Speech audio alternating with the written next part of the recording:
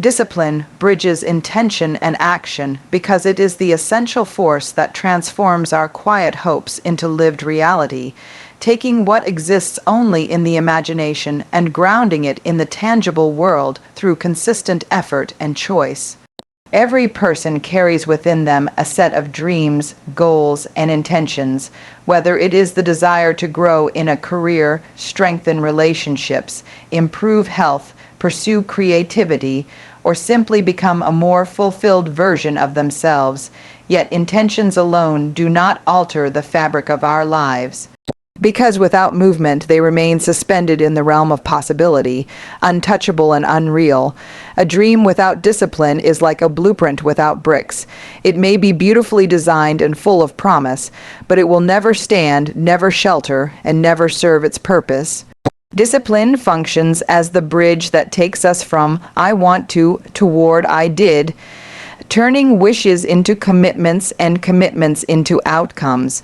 It does this not through sudden bursts of energy or short-lived excitement, but through the quiet, often unglamorous practice of showing up again and again, even when conditions are less than ideal. It asks us to work on the days when fatigue whispers excuses, to move forward when fear tempts us to stay still, to make choices aligned with our deeper values instead of surrendering to temporary comfort. Intention sparks the idea, but discipline carries it across the gap that motivation cannot sustain, because intention without discipline dissolves in the face of difficulty, while intention with discipline gathers strength with each repeated act. It is in the small, deliberate step, writing a single page even when inspiration has vanished, lacing up shoes to walk even when the couch feels more inviting, making a difficult call instead of delaying it another day.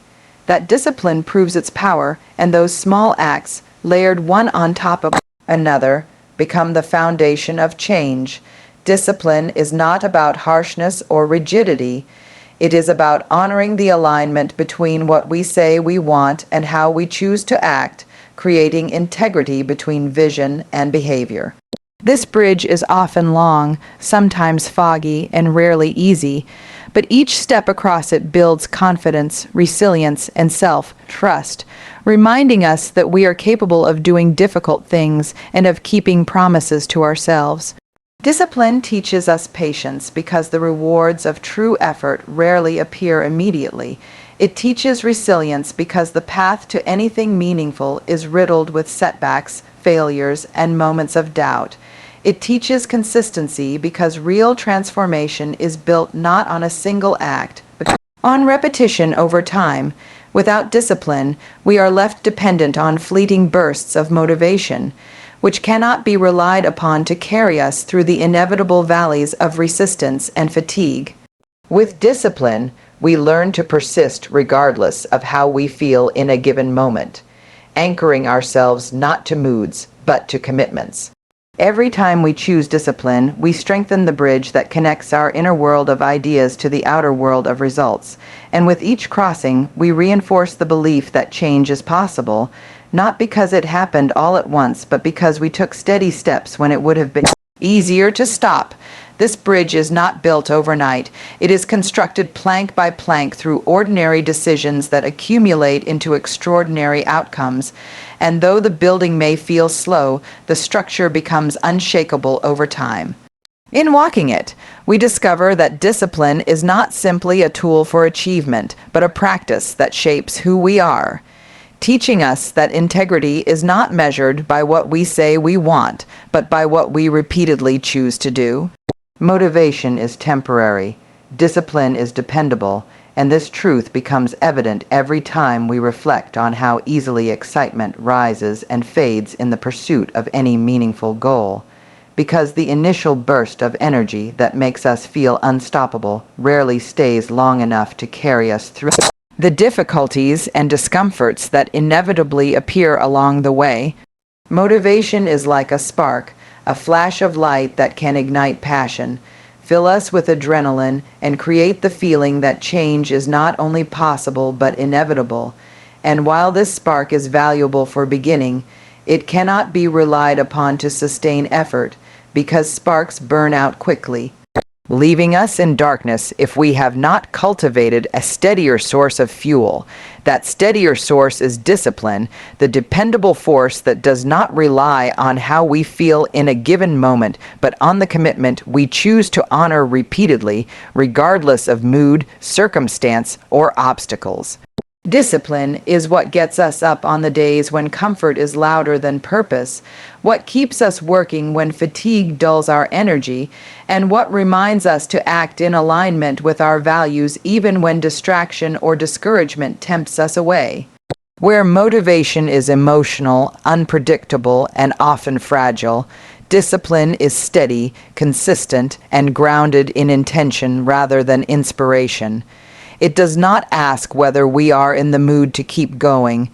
It simply asks us to show up. Discipline is dependable because it is built on practice, on habits, on the quiet decision to continue moving forward even when no external force is pushing us. And this dependability makes it far more powerful than motivation for building real change.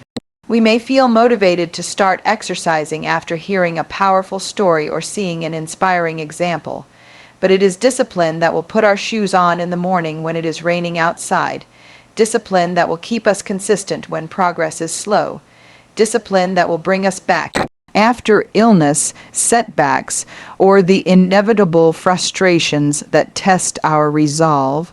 The temporary nature of motivation often leaves people cycling between bursts of activity and long periods of inaction, always waiting for the next spark to reignite their drive, while discipline creates steady movement, even if that movement is small, because the act of showing up consistently matters far more than the occasional surge of effort. Dependability is what builds trust, and with each disciplined choice, we build self-trust, teaching ourselves that we can rely on our own actions, that we are not victims of fluctuating moods, but authors of deliberate choices. Over time, this trust compounds into confidence because we learn through lived experience that progress is not about feeling inspired, but about being willing to continue. Discipline allows us to work with patience, knowing that great results emerge from consistent effort, and it allows us to weather discouragement because it reminds us that consistency matters more than perfection. It gives structure to the path forward, holding us steady when emotions swing and motivation disappears, reminding us that what matters is not the intensity of a single day, but the persistence of many days strung together. And though motivation may feel thrilling in the moment, it is unreliable because feelings cannot always be summoned on command, while discipline is reliable precisely because it is not dependent on emotion. It is rooted in the choice to follow through. In this way, discipline becomes the flame that sustains us, a flame not extinguished by setbacks, not weakened by boredom, not diminished by resistance, because it does not need to be fed by the fleeting highs of excitement. It is dependable in the way that sunrise is dependable, showing up each day, whether the sky is clear or clouded, carrying us forward one step at a time until the work we once struggled to begin has become part of who we are. Discipline builds self-trust because every time we follow through on what we said we would do, even in the smallest of ways, we reinforce the belief that we are reliable to ourselves, and that reliability becomes the foundation for confidence, resilience, and a stronger sense of identity.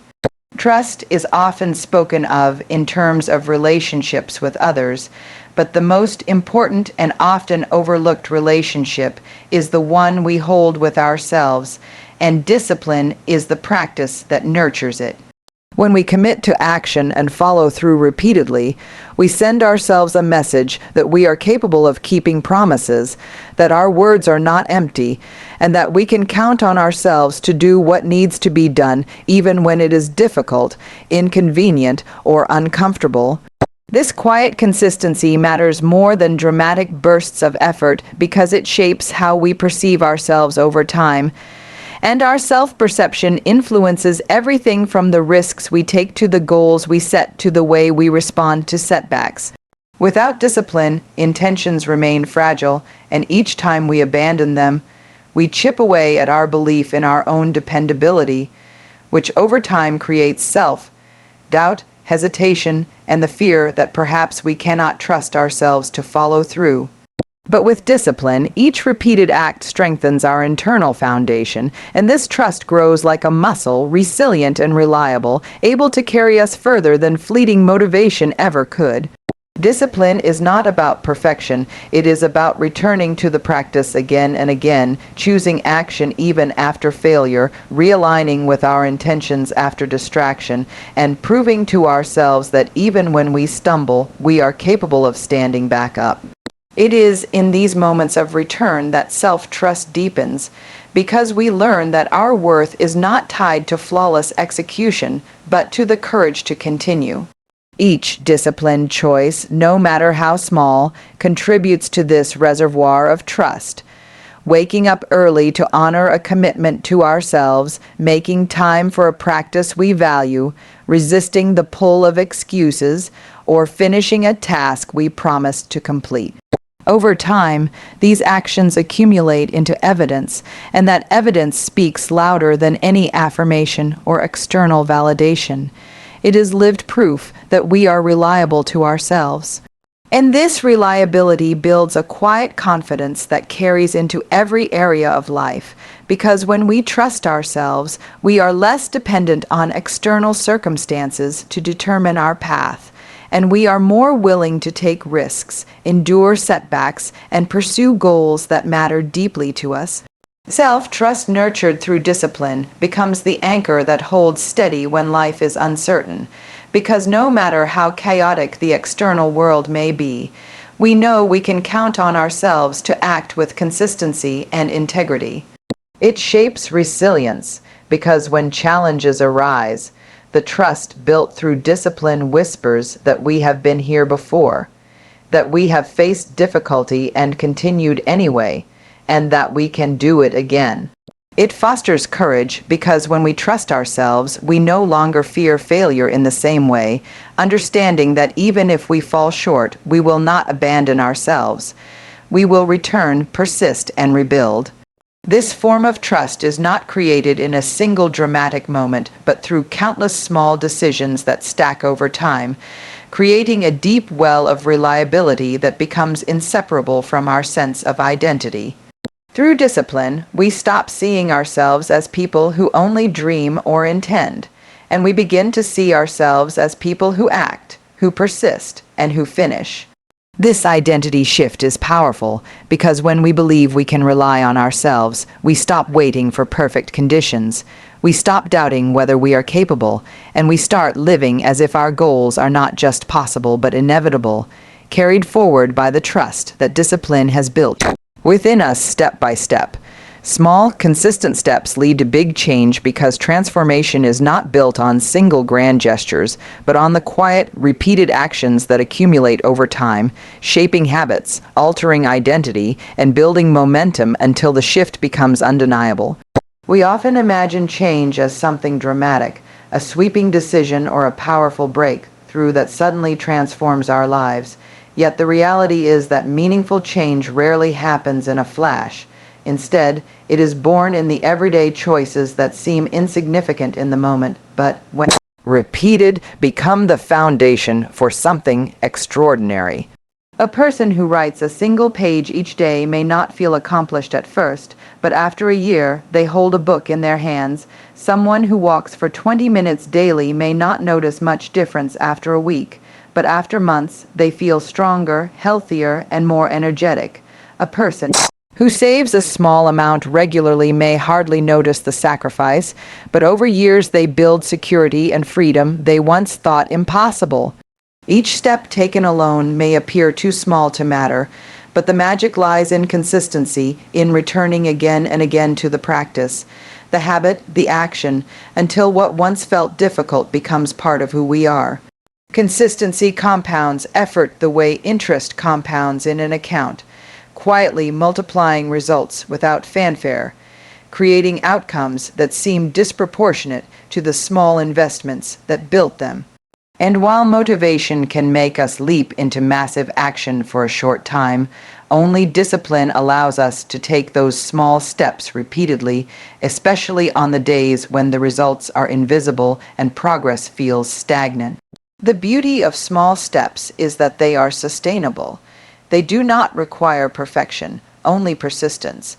And this sustainability makes them powerful because they carry us forward through the seasons of doubt, fatigue, and distraction that often derail larger, unsustainable efforts. Each small step also builds evidence that we are capable, reshaping the way we see ourselves, whispering with each repetition, "I am someone who shows up. I am someone who continues. I am someone who grows." This identity shift is gradual but profound because as our actions accumulate, they redefine not just what we achieve but who we believe ourselves to be. And when identity shifts, behavior follows naturally, creating a cycle of growth that strengthens with time. Small steps also allow room for grace, because when the focus is on consistency rather than perfection, stumbling does not erase progress. It simply means we return, take the next step, and continue the journey. This perspective removes the pressure of instant success and instead anchors us to the process, reminding us that what matters most is not speed but persistence. Big change is the harvest of these repeated seeds, sown daily in patience and watered by discipline, and though the results may not be visible at first, the roots are growing, the foundation is forming, and the transformation is unfolding beneath the surface. By the time the results appear, they seem sudden to the outside world, but to the one who walked the path, they are the natural outcome of countless small efforts stacked one upon another. It is this truth that makes small, consistent steps the most powerful tool for lasting change, because they bypass the illusion of quick fixes and instead invite us into a journey where growth is steady, sustainable, and inevitable, created by the quiet discipline of showing up step after step, until what once seemed impossible becomes reality. Discipline and self-compassion go hand in hand because true discipline is not about harshness, rigidity, or punishing ourselves for failing to meet impossible standards, but about creating a steady rhythm of commitment supported by kindness, patience, and understanding when we inevitably fall short, stumble, or lose our way. Too often, people imagine discipline as a force of severity, something cold and unforgiving, a constant inner critic that demands perfection and shames us when we do not deliver. Yet this misconception creates resistance and burnout, because no one can thrive under the weight of relentless self-criticism. Real discipline flourishes only when it is accompanied by self-compassion, because without compassion, discipline becomes unsustainable, turning into cycles of strict effort followed by collapse, while with compassion, discipline becomes a practice that honors both consistency and humanity. Discipline requires us to show up, to act with intention, and to keep moving forward, but self-compassion reminds us that progress is not linear, that setbacks are part of the journey, and that worth is not defined by flawless execution, but by the courage to continue despite imperfection. When we hold both together, we create a balanced path where discipline provides structure and direction, while compassion provides space to breathe, recover, and return stronger. Think of someone training for a marathon. Discipline gets them out on the road day after day, but compassion reminds them to rest when their body signals pain, to acknowledge that missing a run is not failure but care, and to celebrate effort rather than only results. In this partnership, self-compassion actually strengthens discipline, because when we treat ourselves kindly, we are less likely to abandon our goals after mistakes, less likely to spiral into shame, and more likely to return to our practices with renewed energy and clarity.